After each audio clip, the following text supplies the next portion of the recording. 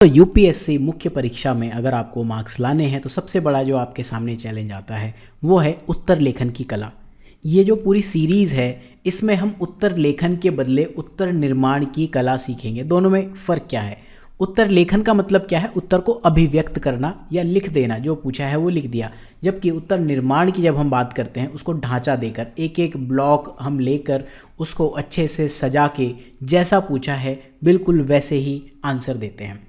इस लेक्चर में हम देखेंगे जब कुछ इस तरह के क्वेश्चंस पूछे हों, क्या आप सहमत हैं या फिर अपने उत्तर का औचित्य दें, तो फिर उनको कैसे आपको आंसर करना है।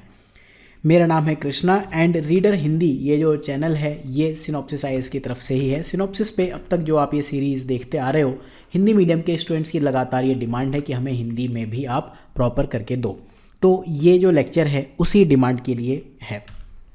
कुछ इस तरह के टर्म्स आपको दिखें जहां आप देखोगे एक ग्रुप तो है ये यहाँ से लेकर यहाँ तक जो ये वाला कलर है, ठीक है।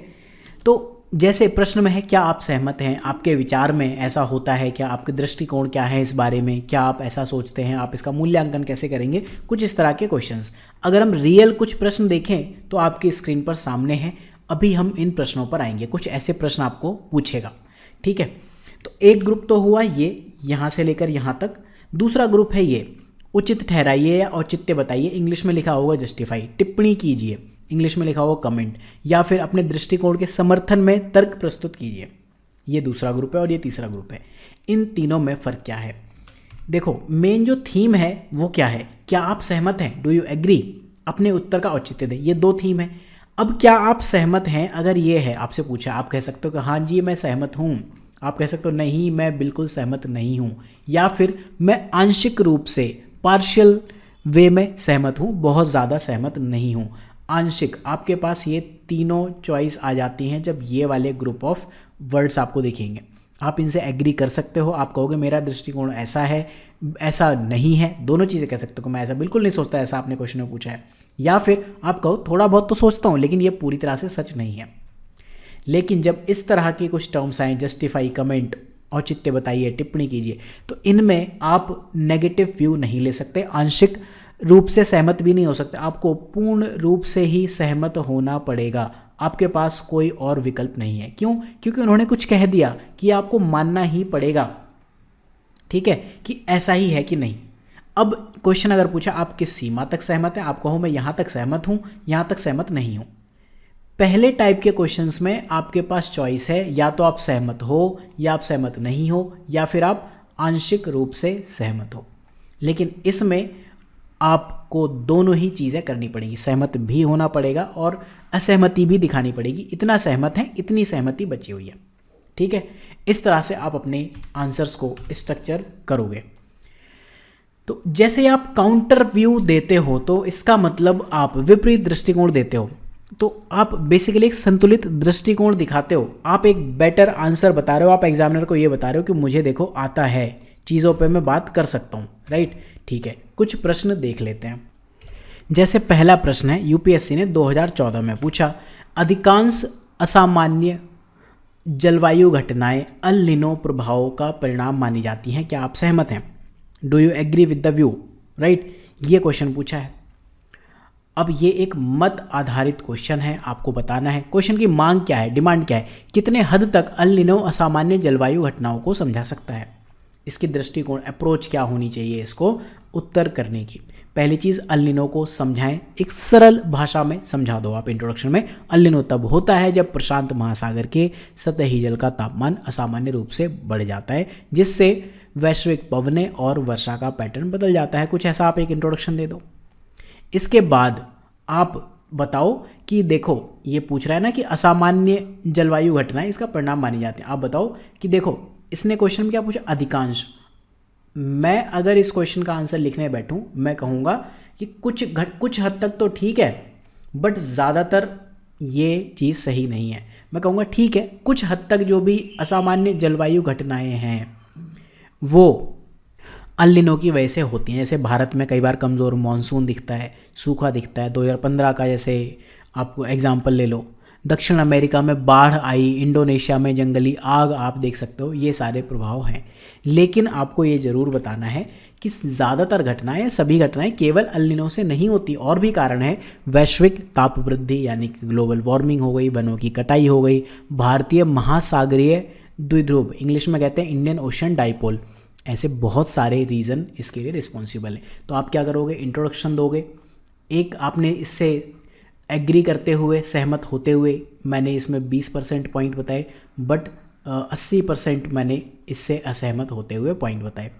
कंक्लूज़न में मैं यही लिखूँगा कि यद्यपि ऐसा हो सकता है, लेकिन यद्यपि और तथापि आपको यूज़ करनी, इस तरह से आप इसको आंसर दोगे।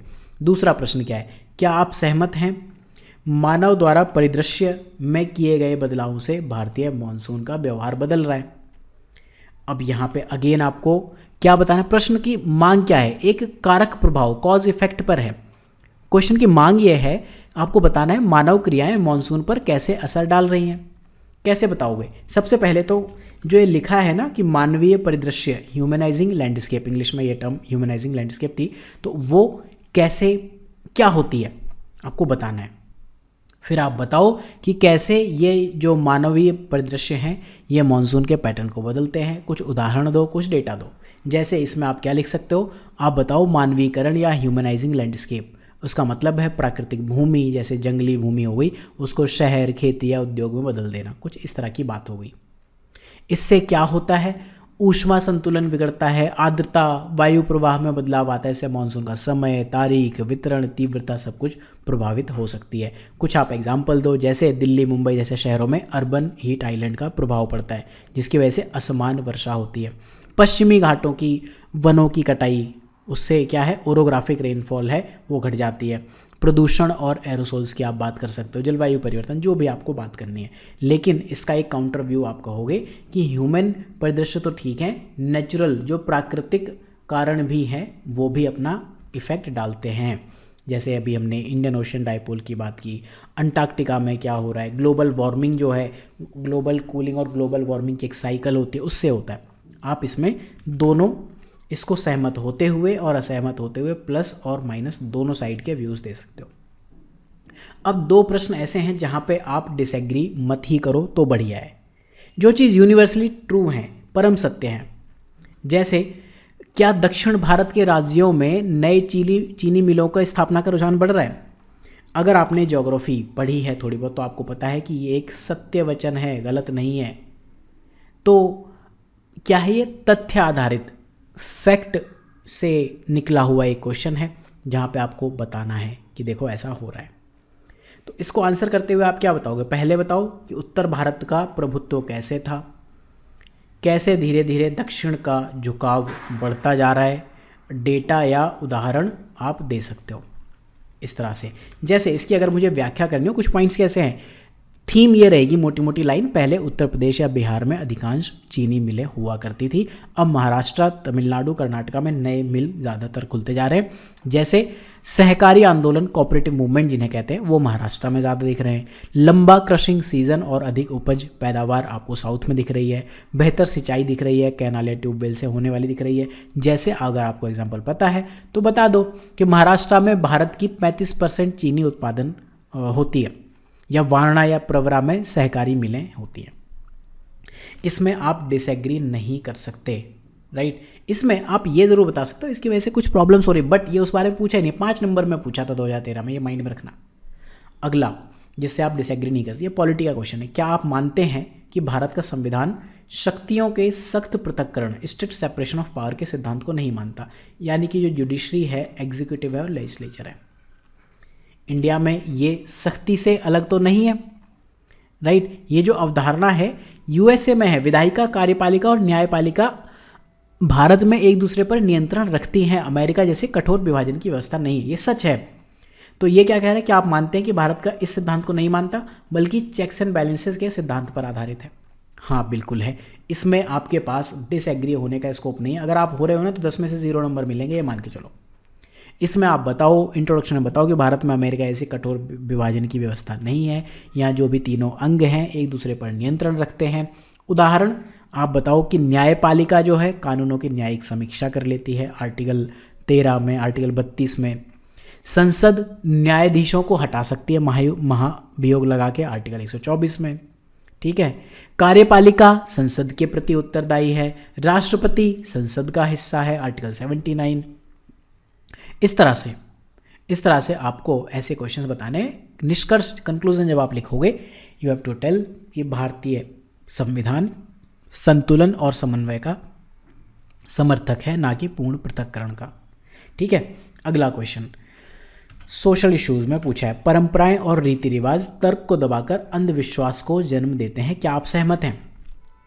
अब इसमें भी देखो, एक दार्शनिक टाइप का क्वेश्चन भी आप ले आ सकते हो, एथिकल और नैतिक, नॉर्मल भी रख सकते हो।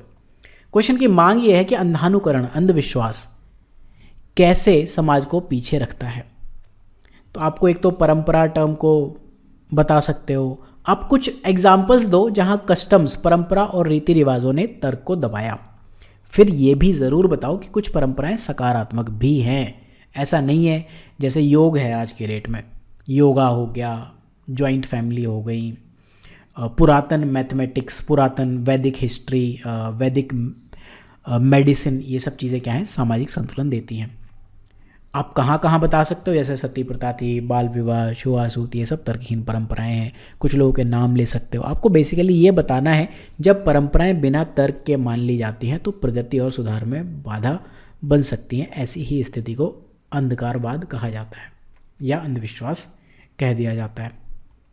तो इसमें निष्कर्ष आप क्या दोगे कि ठीक है, परंपरा और रीति रिवाज हमेशा अंधविश्वास को जन्म नहीं देते, लेकिन इनको तर्क और समयानुसार बदलना चाहिए, वरना वे समाज को पीछे धकेलती हैं।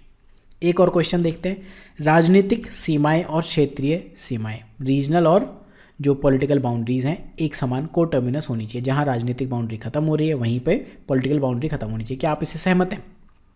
देखो, जैसे एग्जाम्पल है यूपी का, अगर आप मैप देखो तो कुछ ऐसा बनता है, राइट। बुंदेलखंड यहाँ से यहाँ तक है, एमपी में भी है और यूपी में भी है, अलग हो गया।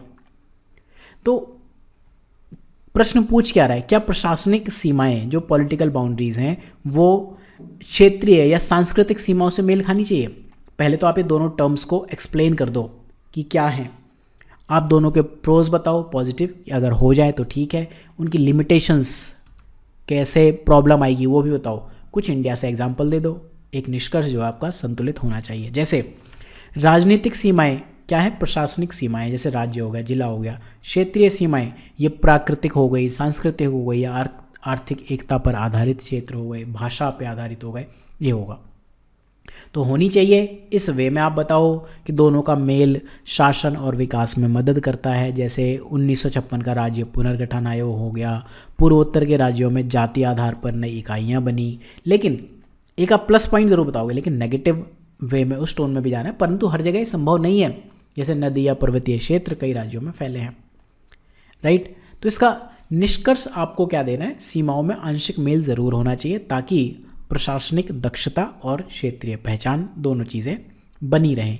तो जब भी इस तरह के कुछ क्वेश्चंस पूछे, डू यू एग्री, डिसएग्री, तो आपको इस वे में अप्रोच करने हैं।